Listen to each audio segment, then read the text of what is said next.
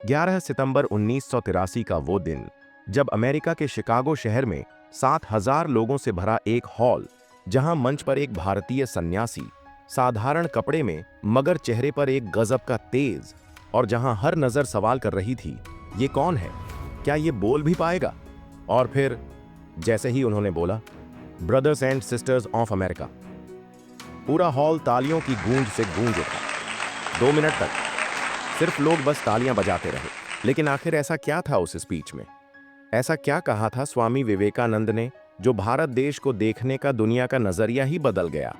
स्वामी विवेकानंद, जिनका असली नाम नरेंद्रनाथ दत्त था। एक समय था जब उनकी जिंदगी सवालों से भरी थी। मैं कौन हूं? मेरे जीवन का मकसद क्या है? उनके सवालों का ये तूफान तब शांत हुआ जब उनकी मुलाकात रामकृष्ण परमहंस से हुई, जिन्होंने उन्हें सिखाया, अपने अंदर के सत्य को खोजो।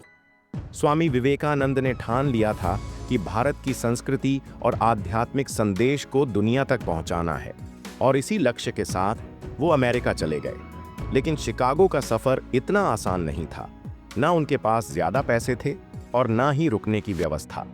एक समय ऐसा भी आया जब उन्हें स्टेशन पर रात बितानी पड़ी। शिकागो में ठंड बहुत तेज थी और उनके साधारण भारतीय वस्त्रों में वो ठंड सहन करना मुश्किल था।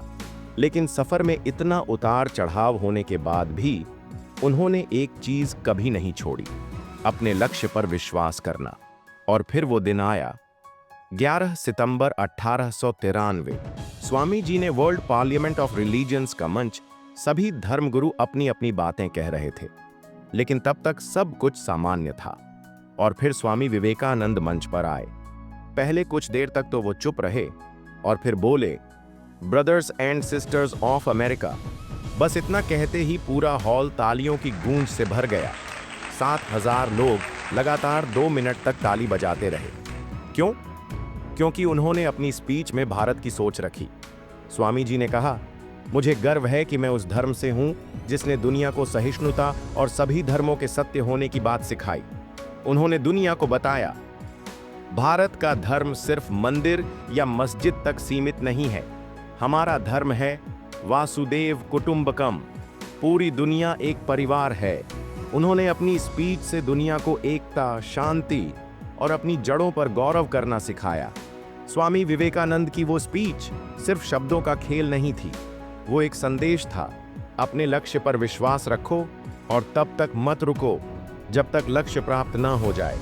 उन्होंने कहा था, उठो, जागो और तब तक मत रुको जब तक लक्ष्य प्राप्त ना हो जाए।